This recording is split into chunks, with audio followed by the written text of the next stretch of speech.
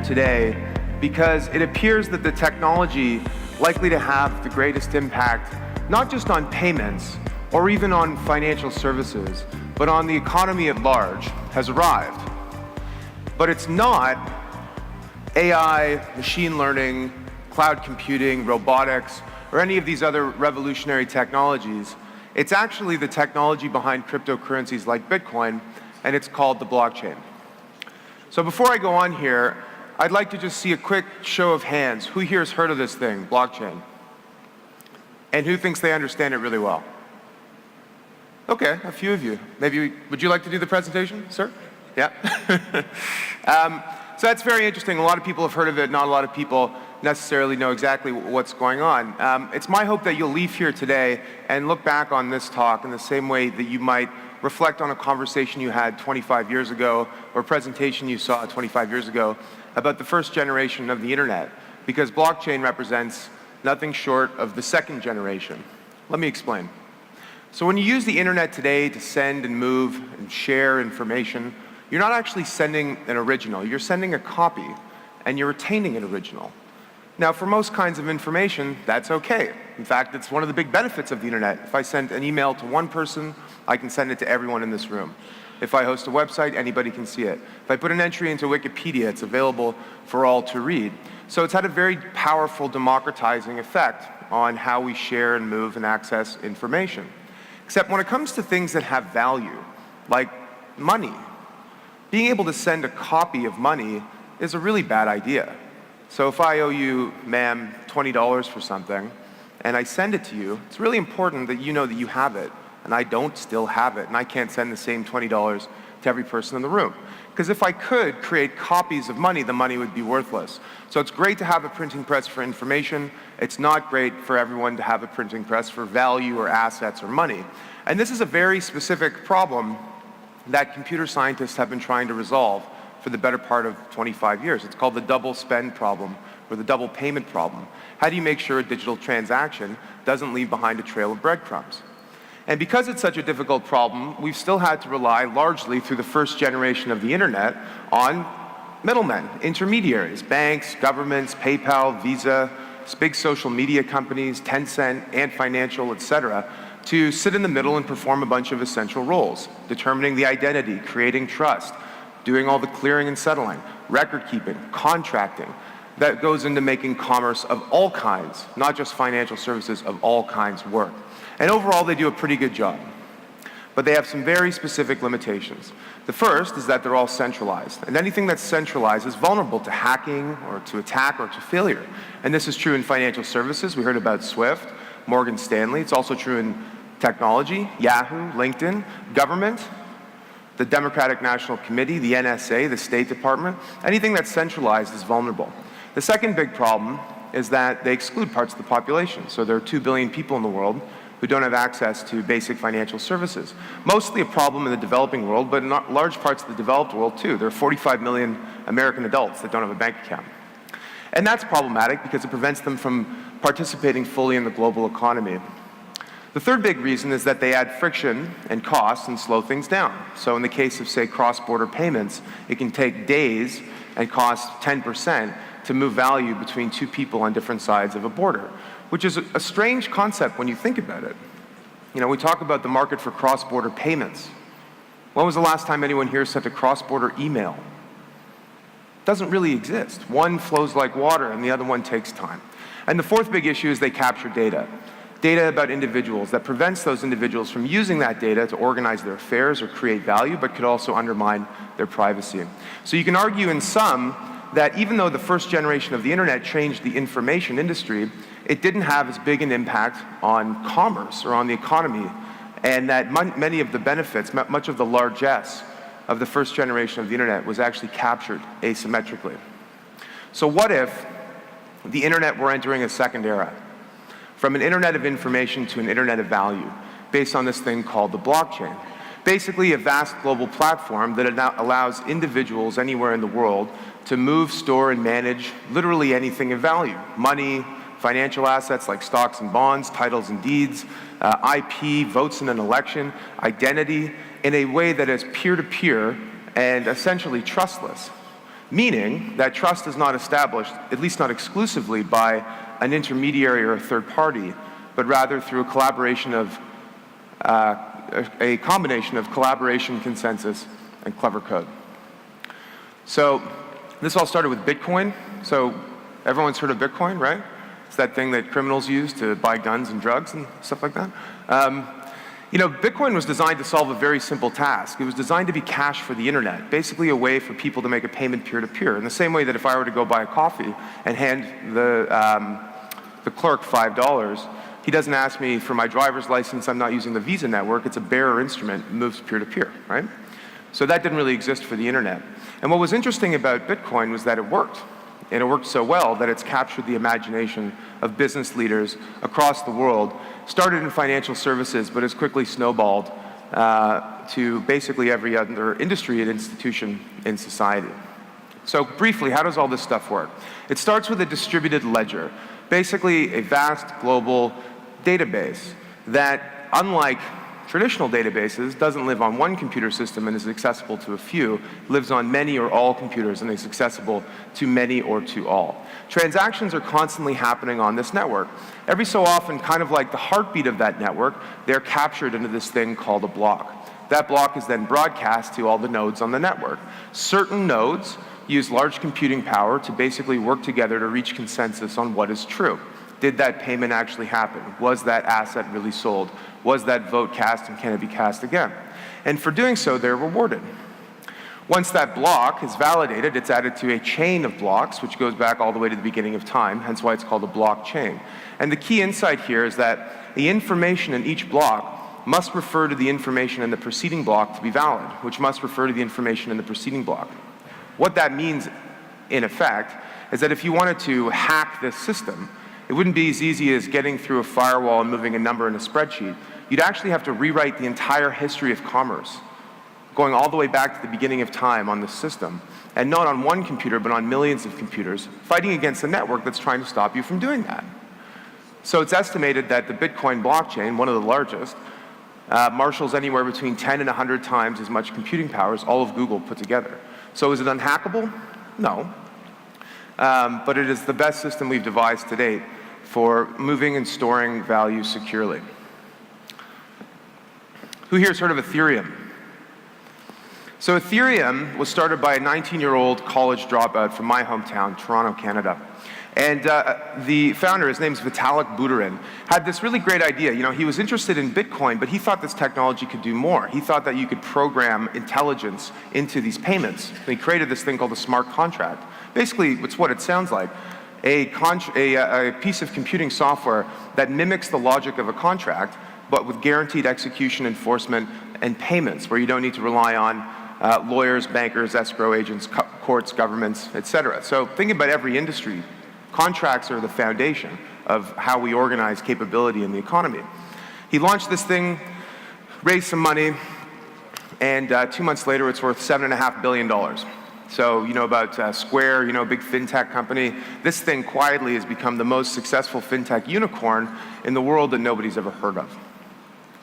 And just a few weeks ago, a whole bunch of very large enterprises got together to form a group called the Enterprise Aetherium Alliance.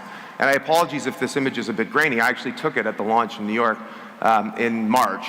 You can see in this slide big financial services companies, energy companies, information companies, governments, you name it.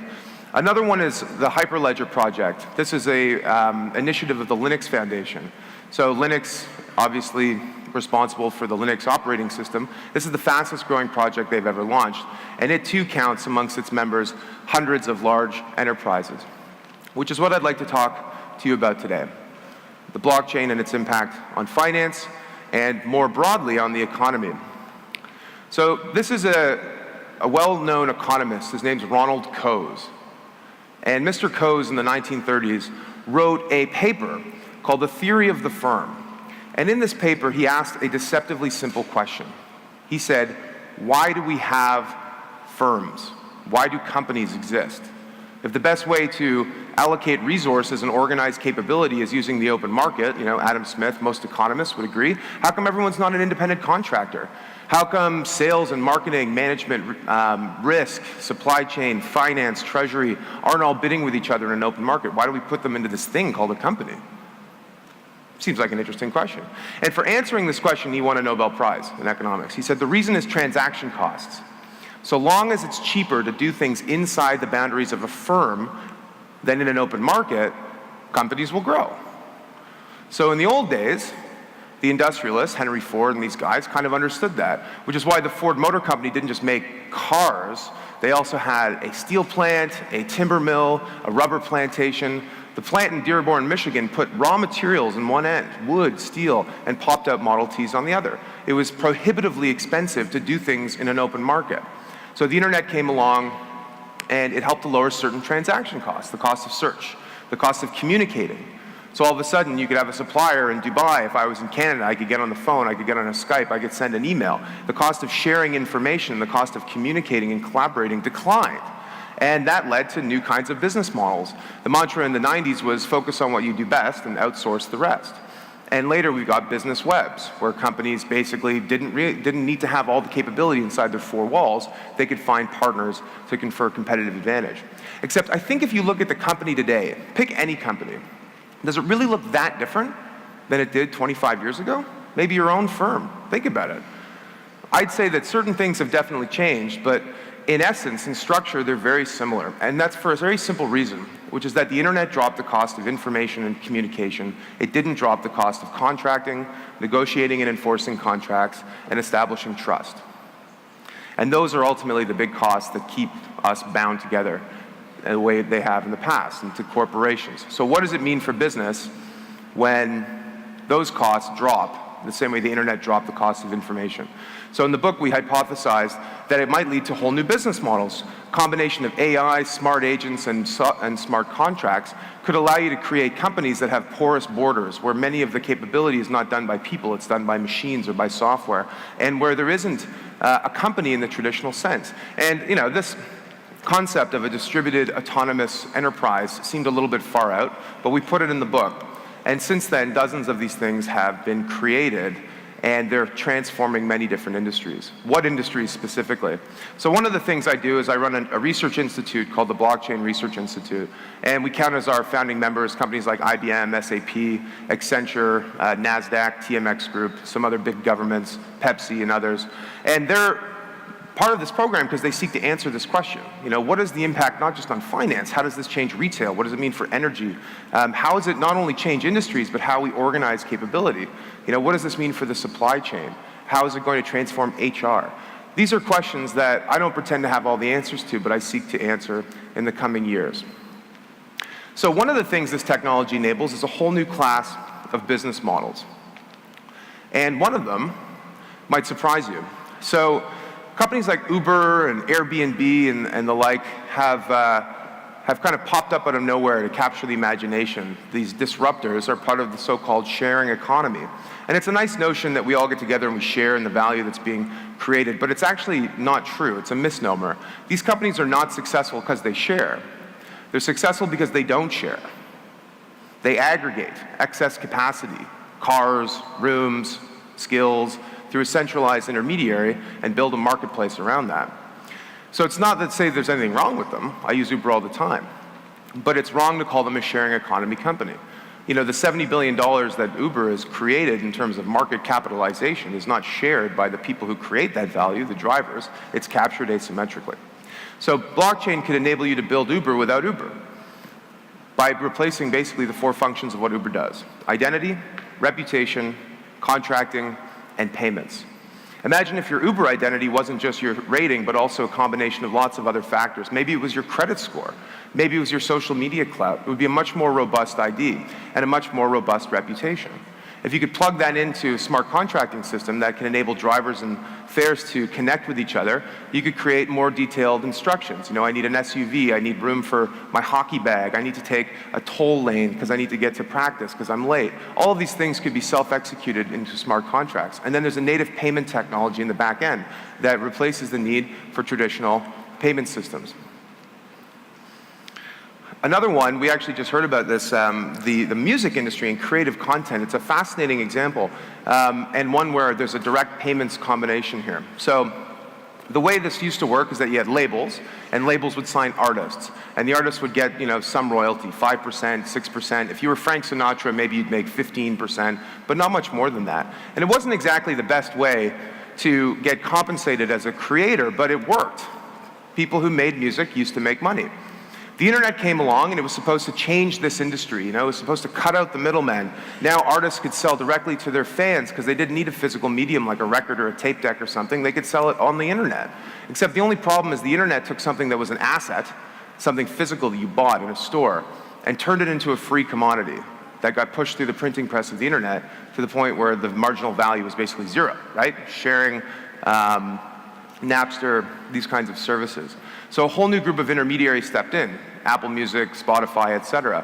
And the industry works now in that these guys make money, labels make money, but artists get paid less than they ever have before.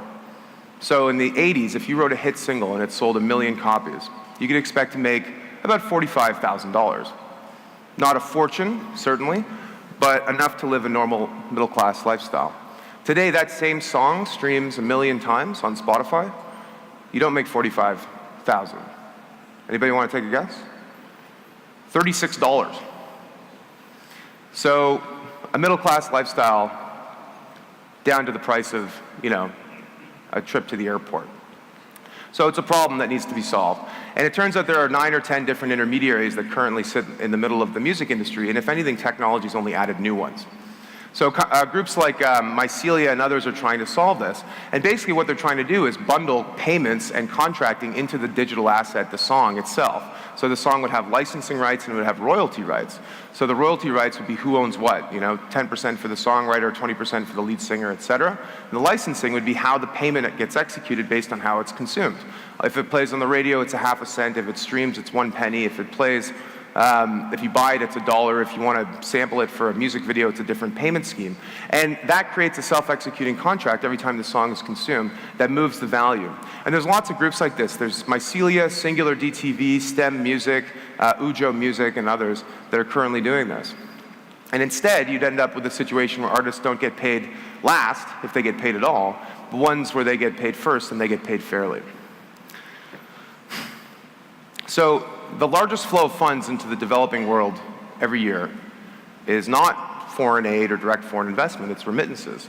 Money that is sent home by diasporas living abroad to their ancestral land. And the average fees, according to the World Bank, are 10%. So that's $60 billion that's not ending up in the hands of people who need it the most. It turns out that money is used for food, shelter, water, education, medicine, transport, basic human needs. So it's not just an economic problem, it's a social problem. So enter companies like Paycase, Abra, and others, and actually there are some incumbents now that are looking at this. Many have integrated a technology called Ripple, and Financial is probably the furthest along, as a lot of these big Chinese digital conglomerates are in thinking about solving these problems. What these companies do is use blockchain as a payment rail to create a transfer of value between two people on different sides of the world. Instead of having to go through the correspondent banking system, a settlement layer like SWIFT and other intermediaries, the payment happens automatically. In the case of Paycase, they have a router that allows them to either choose in real time the Bitcoin, Ethereum, Hyperledger, or other blockchains to execute a peer-to-peer payment. And it doesn't take 5 days and cost 10%, it takes 5 minutes and costs 1.5% to 2%. So it's not free. No, this isn't a panacea. We're going to replace all fees. This is actually an opportunity for re-intermediation. Companies that use this technology strategically to put themselves back in the middle of business models are the ones who are ultimately going to succeed. Supply chain fraud is a massive problem. It's $600 billion a year, and it can take many forms. Orders are incomplete, the wrong goods arrive, they're counterfeit. 19% of medical devices made in China, sold in the States, are counterfeit. So for the Americans in the room, something to think about the next time you go to the doctor's office. And this is a big problem, right? It's an economic problem. It's a potential health hazard.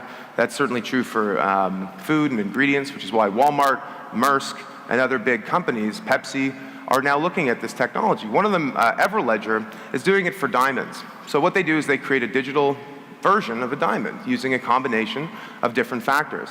And for those of you who are physicists, you might want to correct me on this, but they use basically a mass spectrometer to take a picture of the light that passes through the diamond. And what that does is it captures all the microscopic flaws that are in the diamond.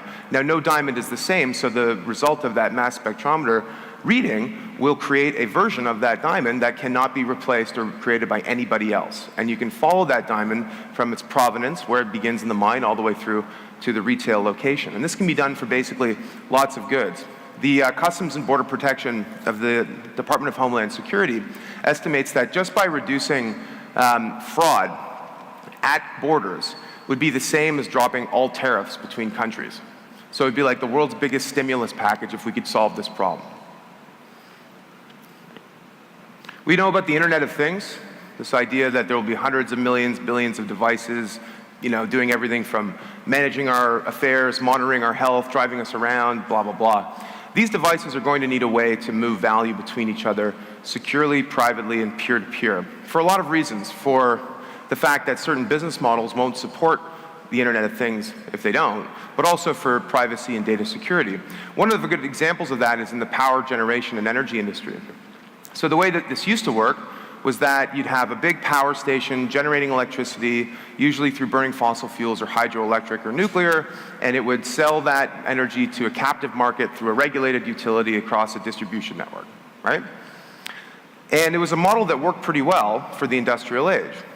It would be very inefficient if everyone had a coal-fired power plant in their backyard. But this model is beginning to show cracks, and there are some new technologies that are making new ways of doing things possible.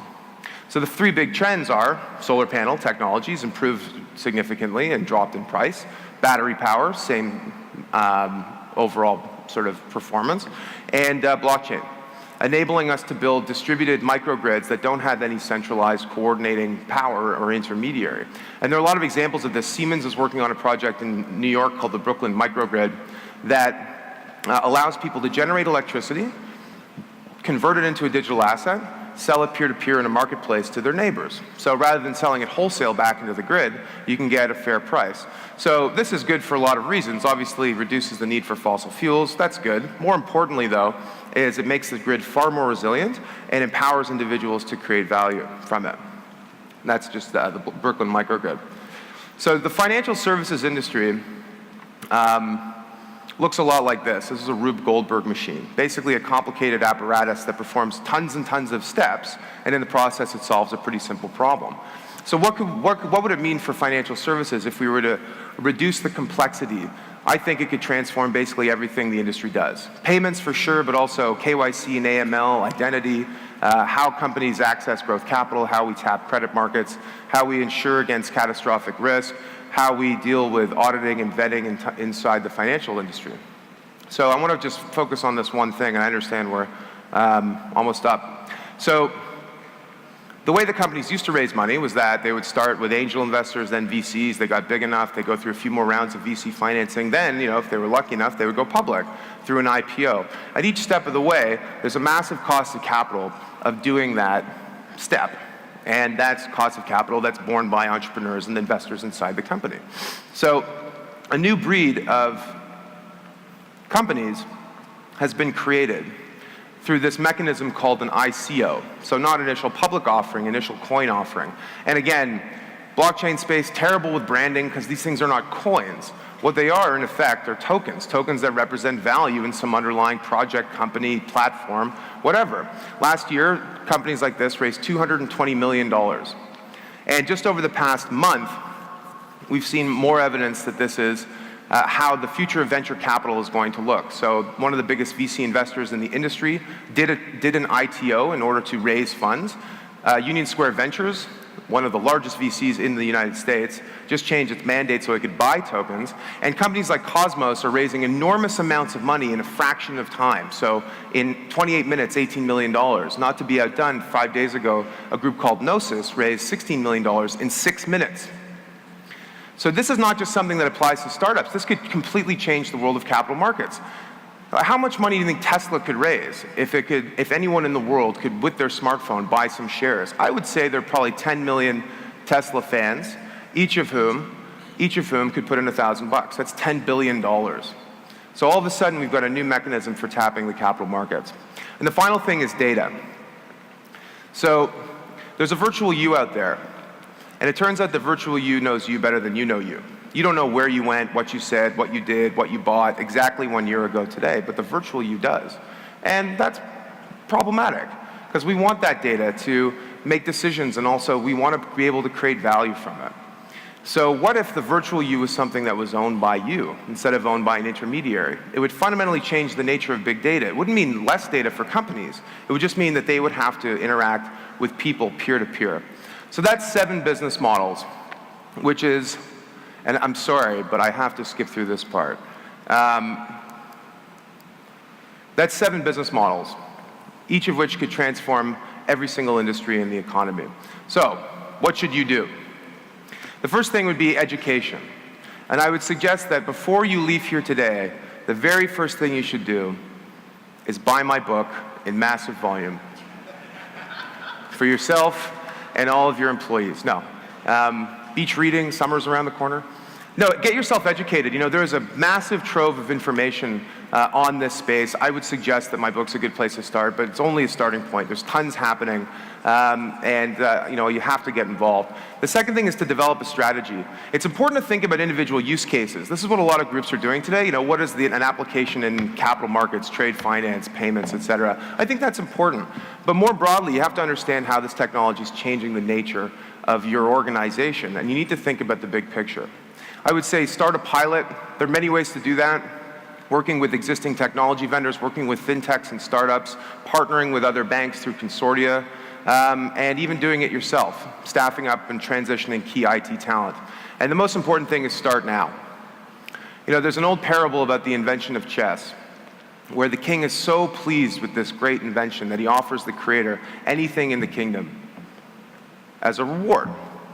And the inventor says, I only want some rice to feed my family, but I want you to give it to me in this way. 1 grain on the first piece, 2 on the second, 4 on the third, 8 on the fourth, 16, etc. And the king, who's not a math guy, is like, oh, how much rice could that possibly be? A bag, a barrel? So he grants the wish. Of course, it's an exponential equation, so 16 becomes 32, becomes 64. So halfway through the chessboard, it's more rice than the kingdom produces in a year. By the end of the chessboard, it's enough rice to cover the entire surface of the planet in 6 feet of rice. So that's where we're at. The first generation of the internet was the first half of the chessboard. We are in the second half of the chessboard. Once again, the technology genie has been unleashed from the bottle. It is at our disposal to transform the economic power grid and the old order of human affairs for the better, but only if we will it. So, join the revolution. Thank you very much. Alex, thank you very much indeed. Fascinating insight.